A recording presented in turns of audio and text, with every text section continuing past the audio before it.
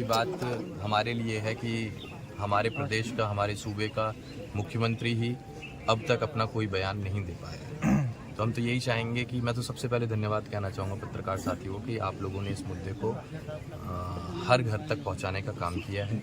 और इसी के साथ मैं ये भी कहना चाहूँगा कि मामला ठंडा या गर्म का विषय नहीं है। मामला है कि वो बरकरार रहे, आप लोगों की आवाज़ बुलंद रहे। अगर आप लोग ही ठंडे बैठ गए तो फिर इस परिवार को शायद न्याय कोई ना दिला पाए। गगन जी, आपने योगी जी की बात, योगी जी नहीं बोले अभी तक? यादव होने की वजह से नहीं, बल्कि चुनाव की वजह से वो नहीं बोले। नहीं तो यादवों में तो वो बहुत इंटरेस्ट लेते हैं कुछ भी बोलने में। अगर ऐसी घटना थी तो सबसे पहले मुझे लगता है उनसे पहले कोई बोलता ही नहीं, किसी का बयान आता ही नहीं। लेकिन चुनाव की वजह से वो अभी कुछ कहना नहीं चाह रहे हैं। अखिलेश पर भी सवाल खड़ा हो रहा है कि अखिलेश यादव, इसके पहले भी कई यादवों के साथ जब इस तरह की घटना होती तो अखिलेश यादव अग्रसर होते हैं, डेलीगेशन उनका पहुंचता है, लेकिन दुर्भाग्य डेलीगेशन नहीं पहुंच पाया है। गगन जी, आप परिवार से बात करिए, कोई इस तरह की डेलीगेशन नहीं पहुंचा। कौन पहुंचा है यहाँ पे? प्रिया स्रोत पहुंचे हैं ना, तो बहुत अच्छा है। प्रिया जी पहुंची हैं, जिस तरीके से पहुंचे हैं, जिस तरीके से पीड़ित परिवार को उनसे उम्मीदें थी, लेकिन अभी तक वो खड़े नहीं उतरे हैं। देखिए, ये लड़ाई समाजवादी और भाजपा की लड़ाई नहीं है, आप समझिए, ये समाज की लड़ाई है। और समाज की लड़ाई अगर ये है तो आप इसमें नेताओं से कुछ भी एक्सपेक्ट ना करें। समाज क्या इतना सामर्थ्य नहीं रखता है कि वो इस पीड़ित परिवार के आंसू पोंछे। गगन जी, आप पर भी सवाल खड़े हुए थे, शायद आप भी पोस्ट देखे होंगे कि गगन किस हम बिल में बिना घुस देखे, गए। हमारे पास पहले से ही हमारा रूट बना हुआ रहता है और उस प्लान के हिसाब से हमें कहीं निकलना होता है। हम सिर्फ प्रदेश में नहीं है, हम कब किस प्रदेश में है ये आप हम पर नजर रखिए। एक बार हमारे साथ घूमिए, आप 1 महीना बिता के देखिए, आपको पता चल जाएगा कि हमारा शेड्यूल कैसा होता है। सर, पुलिस प्रशासन द्वारा कहा गया कि ये जमीन खून मांग रही है क्योंकि यादव है, बिना खून खराबा किए हुए नहीं मानेंगे। इस पे क्या कहेंगे आप? एक पुलिस प्रशासन यादवों की छवि यही है। देखिए, मैं ऐसी कोई भी बात नहीं कहना चाहूँगा जिससे कि हिंसा उत्पन्न हो। हम सिर्फ यही कहना चाहेंगे कि पीड़ित परिवार को संतुष्ट करने के लिए पहला, दोषी को कड़ी से कड़ी सजा दी जाए। दूसरा, एक नौकरी जरूर दी जाए उस बच्ची को जिससे कि पालन पोषण परिवार का होता रहे। तीसरा, जिस भी जमीन पर यह विवाद था उस सरकारी जमीन को आप ना यहाँ रहे ना वहाँ रहे, उस पर अनुराग यादव की प्रतिमा बना दी जाए जिससे कि वो बच्चा हमेशा हमारे दिलों में जिंदा रहे। तो ये काम करवा दीजिए आप, और इसके लिए हम भी आवाज उठाएंगे, आप लोग भी आवाज उठाएंगे। और रही बात आगे तक की परिवार की जिम्मेदारी की, तो हम उसी के लिए यहाँ आए हैं। हम उसी को लेते हुए परिवार के आंसू पोंछने आए और हम भरोसा दिला के गए हैं कि आगे आने वाले समय में, न सिर्फ आज बल्कि भविष्य में जब तक हमारी सांसें चल रही हैं, हम अनुराग यादव की कमी को थोड़ा सा तो अपना रोल इतना अदा करेंगे कि आपके आंसू पोंछ पाएं और उस कमी की हम भरपाई कर पाएं। हालांकि पूरा नहीं कर पाएंगे हम, बच्चा उन्होंने खोया, उनका दर्द वो बेहतर तरीके से जाने। परिवार ने क्या मांग रखी आपसे, व्यक्तिगत आपसे क्या मांग रखी कि गगन जी आप आए हैं तो आप क्या हमारे लिए वार्तालाप बताइए? किसी माँ ने अगर अपना बच्चा खोया है, बहन ने अपना भाई खोया है, तो वो क्या मांगेंगे? वो तो यही मांगेंगे ना कि दोषी के ऊपर कड़ी से कड़ी सजा हो, तभी तो उनकी आत्मा को शांति मिलेगी। तो वही वो बात परिवार कह रहा है हमसे कि बस सजा मिल जाए, और बाकी हमने तो अपना सब कुछ खो ही दिया है। वो बोलेंगे भी क्या? आप देखिए, वो बोलने से पहले तो उनके आंसू निकल रहे हैं, वो बोल नहीं पा रहे हैं कुछ। इससे ज्यादा क्या मांगेंगे? ये तो समाज की मांग है कि ये सब चीजें करी जाए। नौकरी की अगर बात कहिए तो समाज कह रहा है, प्रतिमा की अगर बात कर रहा है तो समाज कह रहा है,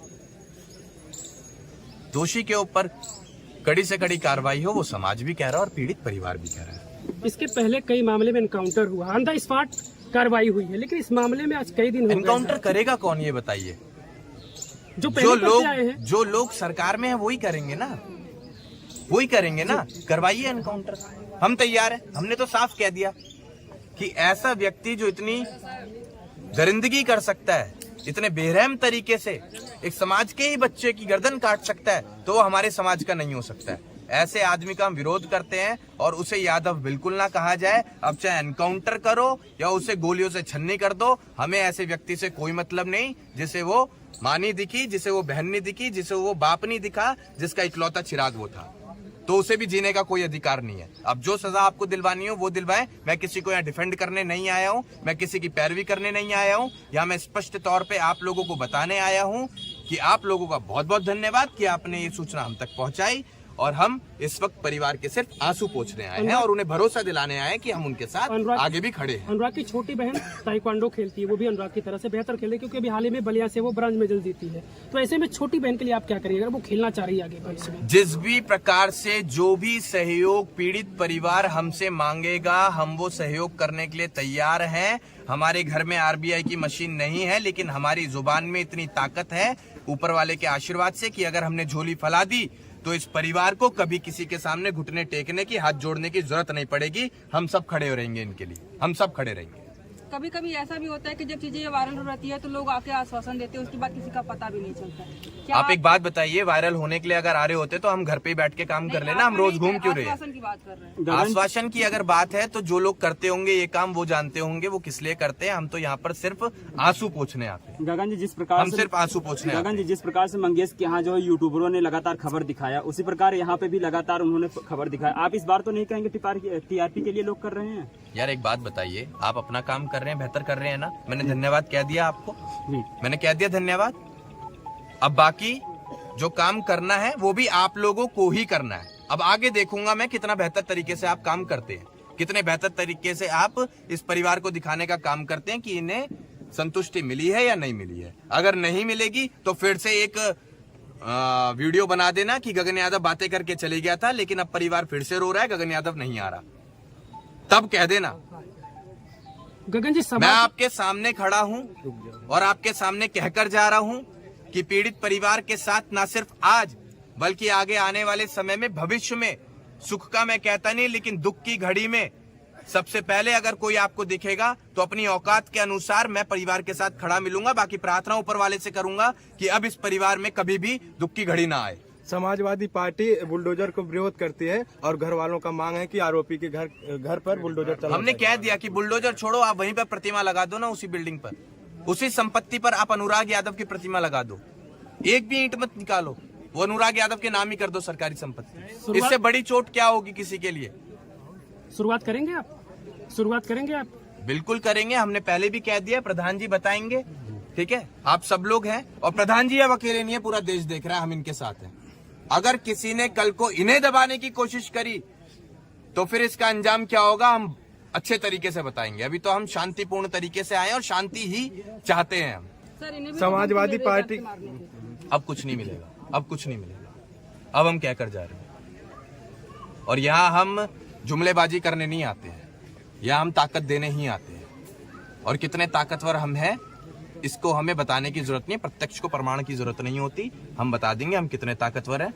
आप बस डटे रहो, खड़े रहो ऐसी पीड़ित परिवार के साथ, हम सब आपके साथ। गगन जी, समाजवादी पार्टी के ऊपर एक आरोप लग रहे हैं कि ये स्वजाति मामला है, इसीलिए अखिलेश यादव जी अभी तक खड़े नहीं उतरे हैं, केवल ट्वीट करके छोड़ दिया था। ट्वीट मैं कह रहा हूँ, सूबे का मुख्यमंत्री कौन, किसकी ज्यादा जिम्मेदारी है?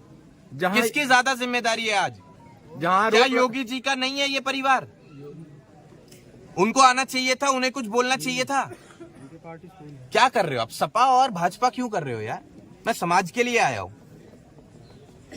मैं यहाँ वोट मांगने नहीं आया हूं, ना मैं यहाँ नेता तैयार करने आया हूं कि किसी का हाथ उठा दूं यहीं से इस मुद्दे में कि गर्म मामला है, चलो हाथ उठा देता हूं, तुम विधायक बन जाओगे, सांसद बन जाओगे, मंत्री बन जाओगे।